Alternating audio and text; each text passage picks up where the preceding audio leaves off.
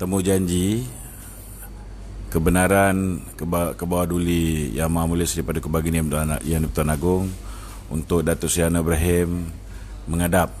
Itu adalah satu perkara yang menjadi tanggungjawab baginda. Apabila seorang ahli parlimen mengaku bahawa dia mempunyai sokongan lebih majoriti, iaitu lebih daripada 112 orang ahli parlimen yang menyokong beliau untuk diangkat menjadi Perdana Menteri, maka tuanku memanglah kena berjumpa. Kerana bila tuanku berjumpa, barulah tuanku dapat mengesahkan sama ada benar ataupun tidak. Okey. Jadi hari Selasa ni lebih kepada satu perjumpaan. Bukan bererti akan terus tukar kerajaan. Tidak. Pertama, perjumpaan. Dan saya yakin bila perjumpaan itu berlaku, Datuk Seri Anwar sudah pun bersiap sedia dengan SD yang dikumpul lebih daripada 112 orang untuk mengesahkan bahawa dirinya sudah layak untuk mengangkat sumpah sebagai Perdana Menteri. Okey. Ini lazimlah, biasanya memang macam tu. Okey. Jadi dengan apa yang dipersembahkan oleh Datuk Seri Anwar Ibrahim, maka apa yang akan berlaku, sudah pasti tuanku akan meminta pembuktian. Pembuktian kalau ikut apa yang telah berlaku pada Februari lalu, tuanku telah memanggil kesemua 222 orang ahli parlimen.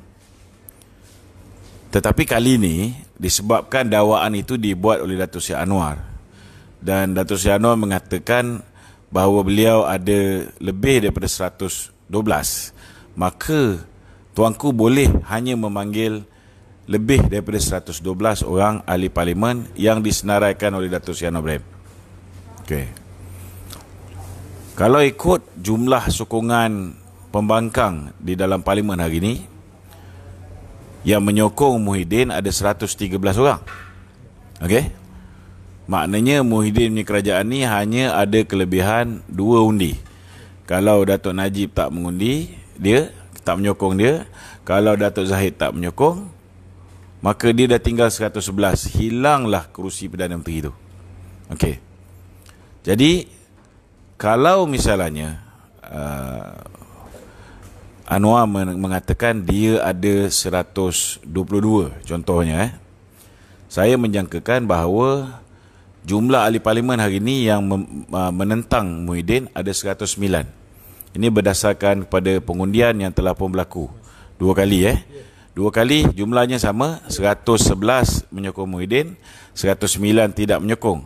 Jadi saya rasa kekuatan Anwar ialah 109 tolak 6 orang daripada Bersatu ataupun Pejuang, Parti Pejuang. Maknanya Anwar lebih kurang ada 103. Kalau Anwar boleh dapat 19 daripada UMNO, maka dia ada 122. So saya menjangkakan yang daripada UMNO ni ada 19 orang. Itu yang datang figure 122. Okey. Ini pertama.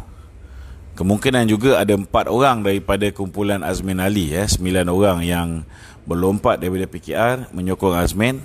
Kemungkinan juga 4 orang ni akan bersama menyokong. Jadi Anwar boleh dapat lebih kurang, tambah lagi tu dah jadi 126. Okey. Berapa pun jumlah, tak perlu nak panik, tak perlu nak panik, kerana akhirnya diputuskan oleh baginda tuanku. Okey. Bila tuanku panggil, kalau Anwar cukup kerusi sekalipun, ini kelebihan sistem pemerintahan diraja.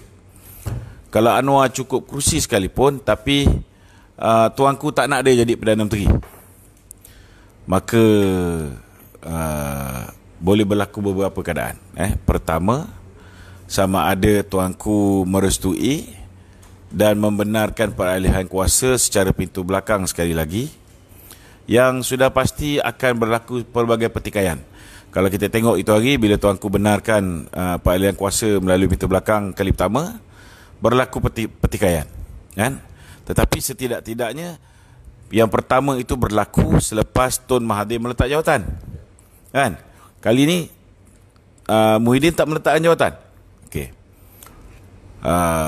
Jadi saya nampak ini apa yang saya baca. Saya bukan Pak Nujum, tetapi yalah, kita ni orang politik ni kadang-kadang kita ada daya takulan, kita boleh predict what is going to happen. So I predict tuanku takkan apa ni tidak akan menerima Anwar menjadi Perdana Menteri. Ini apa yang saya punya rasa, kata orang lama, saya punya rasa. Jadi ada kemungkinan besar Parlimen boleh dibubarkan. Tetapi kalau Parlimen nak dibubarkan dalam keadaan kita berhadapan dengan COVID, saya rasa tuanku ni antara orang yang cukup careful bab ni. Itu hari pun bulan Februari bila berlakunya peletakan jawatan Tun Dr. Mahathir yang menyebabkan kerajaan tidak ada sementara, maknanya ada Perdana Menteri interim saja, tak ada Perdana Menteri yang sebenar.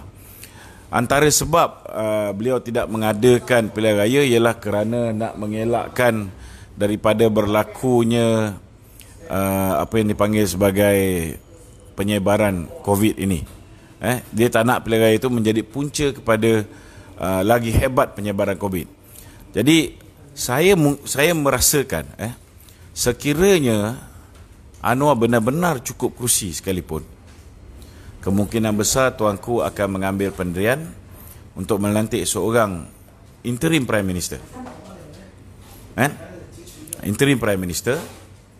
Dan kemudian bila tempoh 6 bulan tu berakhir, bila keadaan COVID tu dah mula okey, maka ianya kita boleh buat pilihan raya ketika itu. Jadi tak semestinya akan terus berlakunya pilihan raya. Okey. Siapa akan jadi Perdana Menteri?